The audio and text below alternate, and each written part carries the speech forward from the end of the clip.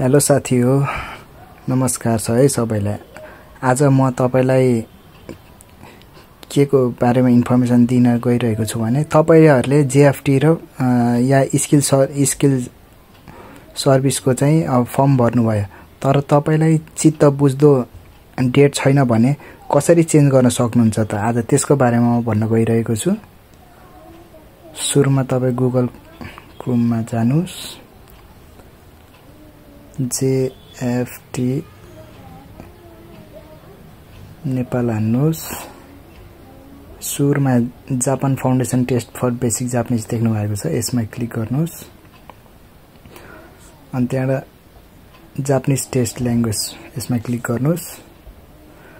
तपाईले के को दिन लागिरहनु भएको छ त जापानिज ल्याङ्ग्वेज एक्जाम छ भने यहाँ देखाइरहेछ। अब स्किलको चेन्ज गर्न सक्नुहुन्छ भने स्किलको चेन्ज गर्ने भने स्पेसिफिक स्किल वर्करमा जानु पर्यो है। मैले चाहिँ तपाईलाई यो स्पेसिफिक स्किल वर्करको चेन्ज गरेर देखाउँदै छु है। अब नर्सिङ केयरको भने सुरुमा छ नर्सिङ केयर हान्नुस्। फुड सर्भिसको छ भने फुड सर्भिसमा क्लिक गर्नुस्। तल लगइनमा अलि तल गयो भने फेरि लगइन आउँछ, लगइन गर्नुस्। यसलाई तपाईको यहाँ प्रोमेटिक आइडी र पासवर्ड हान्नुस्। मैले यहाँ पहिले सेभ गरेर राखेको छु, त्यही भएर मैले लगइन गरे है। त अब तपाईले फर्म भरिसक्नु भयो भने यस्तो देखाउँछ है। अब हामी यो रिजर्भ टेस्टमा जानु परेन, यहाँ कन्फर्मेसन लेटर र रिसेड्युलमा देख्नु भयो।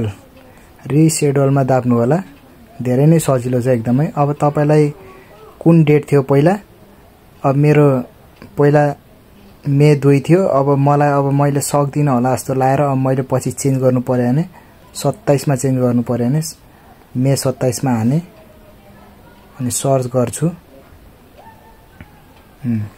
यो तपाईले देख्न सक्नुहुन्छ, यो रातो भएको जति सबै रिजर्भ हो। यो नीलो देख्नु भएको छ नि, यो चाहिँ सबै खाली छ।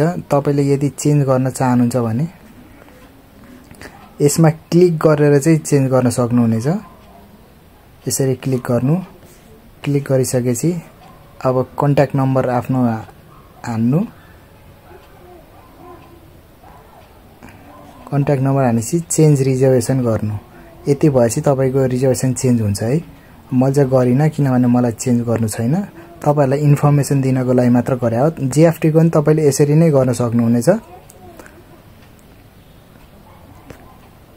यसलाई चाहिँ मैले लग आउट गर्दिए है। अब यसरी नै गर्न सक्नुहुन्छ जेएफटी को नि। अब जेएफटी ल्याङ्ग्वेज एक्जाममा जानुस् अनि जेएफटी फाउन्डेसन टेस्ट भइहाल्यो। लगइन। फुड सर्भिसको जस्तै गर्ने है, त्यसरी नै गर्ने हो, सेम त्यसरी नै गर्ने। अनि त्यहाँबाट अब प्रोमेटिक आइडी आफ्नो हान्नुस्, लगइन गर्नुस्। अनि अब यहाँ चाहिँ मैले दिइसकेको भएर अहिले चाहिँ देखाएको छैन, नत्र भए यहाँ रिजर्भेसन यहाँ शेड्युल चेन्ज भनेर आउँछ जेएफटी को, त्यसमा शेड्युल चेन्ज गरेर त्यसरी गर्न सक्नुहुनेछ। र अझै केही पनि बुझ्नु भएको छैन र अझै केही शंका लागेको छैन कमेन्टमा सोध्नुस्। म तपाईहरुलाई कमेन्टमा कसरी गर्ने हो भनेर देखाउँछु है। त तपाईलाई गाइड गर्छु।